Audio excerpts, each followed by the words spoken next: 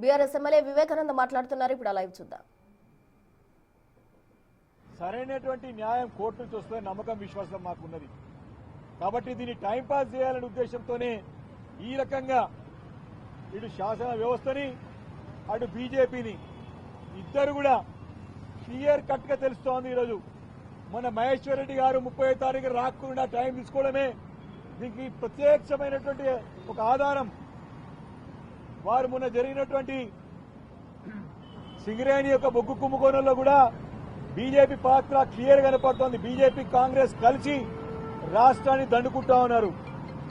ఇది నేను చెప్పే మాట కాదు, సాక్షాత్ వారి ప్రధాని భారత ప్రధాని నరేంద్ర మోడీ గారే బీజేపీ తెలంగాణ రాష్ట్రంలో ఘోరంగా విఫలమైంది, మీ యొక్క ప్రతిపక్ష పాత్ర మీరు పోషించలేకపోతా ఉన్నారు, మీరు కాంగ్రెస్ తో కుమ్ముక్కైతున్నారు, ఘోరంగా విఫలమైందని చెప్పి ప్రధానమంత్రి గారే రాష్ట్రంలో ఉన్న బీజేపీ నాయకులకు గుట్టకాలేసిన సంగతి గుర్తు చేస్తా ఉన్నాను. ఈ రకంగా ఈరోజు తెలంగాణ రాష్ట్రంలో కాంగ్రెస్ ప్రభుత్వం ఈ యొక్క 10 మంది ఎమ్మెల్యేలను కాపాడుకోవడానికి చేసే ప్రయత్నం ఇంత అంతా కాదు. ఆ ప్రయత్నంలో భాగంగా న్యాయస్థానాలను కూడా మోసం చేస్తా ఉంది ఈ ప్రభుత్వం అని చెప్పి మనం చేస్తా ఉన్నాము. 2023 ఎన్నికల్లో శాసనసభ ఎన్నికల్లో ప్రజలకు మోసం చేసి అధికారంలోకి వచ్చింది, అబద్దాల పునాదులపైన అధికారంలోకి వచ్చింది. పార్లమెంట్ ఎన్నికల్లో, పంచాయతీ ఎన్నికల్లో, ఇప్పుడు మున్సిపల్ ఎలక్షన్ లో ప్రజలు పదే పక్కదో పట్టించే ప్రయత్నం చేసి అబద్దాలు చెప్పి దేవుళ్ల మీద తోడు తిని దేవుళ్ల మీద మోసం చేసినటువంటి పార్టీ కాంగ్రెస్ పార్టీ, రేవంత్ రెడ్డి సర్కార్. ఇప్పుడు న్యాయస్థానాలను కూడా మోసం చేస్తా ఉందని చెప్పి సందర్భంగా మనవి చేసుకుంటూ తప్పకుండా రేపు ఎల్లుండి సుప్రీంకోర్టులో జరగబోయేటువంటి మరి యొక్క ఒక కోర్టు కేసులో తప్పకుండా మా వాణి వినిపిస్తాం. ఏ రకంగా పక్కదో పట్టించే ప్రయత్నం చేస్తుందో తెలియజేస్తాం.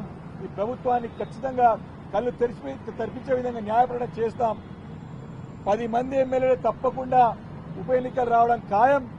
కొంచెం ఇటు అటు టైంపాస్ చేస్తున్నారు కానీ ఖచ్చితంగా హైకోర్టులో కానీ సుప్రీంకోర్టులో కానీ డిస్క్వాలిఫై కానీ ఖాయం అని చెప్పి సందర్భంగా మనం చేస్తా ఉన్నాం. మాది నెక్స్ట్ ఇయరింగ్ 19th ఫిబ్రవరి 19th ఇస్తారు. మేము అతి త్వరగా ఎప్పుడంటే అప్పుడు ఏమని చెప్పి డేట్ అడిగినాం. 19th రోజు అంటే సరే వారిపైన గౌరవంతో మరి మేము ఆ యొక్క ప్రొసీజర్ని రెస్పెక్ట్ చేయాలి కాబట్టి 19th రోజు ఇచ్చారు మా యొక్క కడియం శ్రీహరి గారి పైన క్రాస్ ఎగ్జామినేషన్.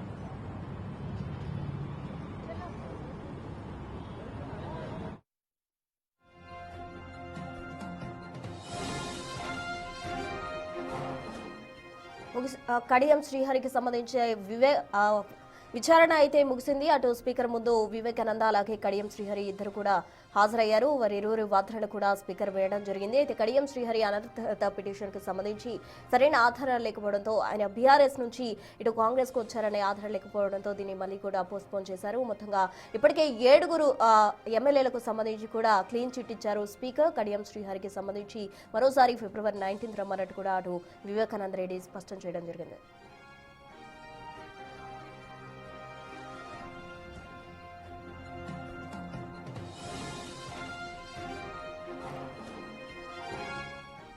కడియం శ్రీహరి అనర్హత పిటిషన్ విచారణ ముగిసింది. దీనికి సంబంధించి పూర్తి డీటెయిల్స్ మా ప్రతినిధి హేమ అందిస్తారు. హేమ, చెప్పండి. వివేకానంద అలాగే కడియం శ్రీహరి ఇరువురి వాదనను కూడా స్పీకర్ వినడం జరిగింది. దీనికి సంబంధించిన కంప్లీట్ డీటెయిల్స్ ఏంటి? కాసేపటి క్రితమే ఇటు కడియం శ్రీహరి వర్సెస్ కేపీ వివేక్ సంబంధించినటువంటి క్రాస్ ఎగ్జామినేషన్ పూర్తయింది. ప్రధానంగా క్రాస్ ఎగ్జామినేషన్ అనంతరం నేరుగా మీడియాతో మాట్లాడారు ఇటు కేపీ వివేక్. అయితే ప్రధానంగా ఇందులో ఆయన చెప్తుంది ఏంటంటే, ప్రస్తుతం కేవలం కడియం శ్రీహరికి సంబంధించినటువంటి న్యాయవాదులు అండ్ వివేకానంద గౌడ్ సంబంధించిన క్రాస్ ఎగ్జామినేషన్ జరిగింది. న్యాయస్థానంలో కాంగ్రెస్ ప్రభుత్వం తప్పుదోవ పట్టిస్తుంది. ఫిబ్రవరి 6 లోపు ఫిరాయింపు కేసుల్లో తీర్పు ప్రకటించాలని సుప్రీంకోర్టు ఇప్పటికే సూచించింది. అయినా సరే ఇంకా దాన్ని ఫాలో అవ్వడం లేదు. సుప్రీంకోర్టు సూచన మేరకే విచారణ వేగవంతమైంది. కడియం కేసులో విచారణకు హాజరయ్యాను. ఈ రోజు నేను కడియం తరపున ఆయన అడ్వకేట్లు హాజరయ్యారు. వాళ్ళు మరింత సమయం కావాలి, తమకు నోటీసులు ఇంకా అందలేదు అంటూ కూడా చెప్పారు. దానం నాగేందర్ కేసు విచారణకు పిటిషన్ ఏలేటి మహేశ్వర్ రెడ్డి ఎందుకు హాజరు కాలేదు అంటూ కూడా వివేకానంద గౌడ్ ప్రశ్నించారు. సేమ్ టైం సుప్రీంకోర్టును మరోసారి తప్పుదారి పట్టించేందుకు ప్రభుత్వం ప్రయత్నం చేస్తుంది. ఆధారాలు లేవని 8 మంది ఎమ్మెల్యేలకు క్లీన్ చిట్ ఇచ్చారు. ఎమ్మెల్యే సంజయ్ గాంధీ భవన్ కి ఎలా వస్తారో అంటూ కూడా కాంగ్రెస్ నేత జీవన్ రెడ్డి నేరుగా ప్రశ్నించారు. అదెందుకు స్పీకర్ కు కనబడడం లేదు అంటూ కూడా ప్రశ్నించారు. సేమ్ టైం దానం కాంగ్రెస్ కి బీఫామ్ ఎంపీగా పోటీ చేశారు. And same time Kadiyam Srihari కూడా తన కూతురు ఎన్నికల కోసం అప్పుడు కాంగ్రెస్ పార్టీ కోసం ప్రచారం చేశారు. స్పీకర్ న్యాయం చేయకపోయినా మాకు పర్వాలేదు, మేము సుప్రీంకోర్టులో న్యాయం జరుగుతుందని కూడా భావిస్తూ ఉన్నాము. బొగ్గు కుంభకోణంలో కాంగ్రెస్ బీజేపీ రెండు ఉన్నాయి, అందుకే ప్రస్తుతం బీజేపీ కాంగ్రెస్ పార్టీకి సపోర్ట్ చేస్తుంది. ఫిబ్రవరి 19వ తారీఖున మరొకసారి విచారణకు రావాలి అంటూ మమ్మల్ని కోరారు. ఇప్పుడు మొత్తం ఎమ్మెల్యేలకు క్లీన్ చిట్ ఇస్తారు స్పీకర్, ఇచ్చినా సరే మేము సుప్రీంకోర్టుని ఆశ్రయిస్తాము, సుప్రీంకోర్టులో దీనిపైన తెలుసుకుంటాము అంటూ కూడా ఎమ్మెల్యే వివేకానంద గౌడ్ చెప్పినటువంటి పరిస్థితి. Right, thank you Hema.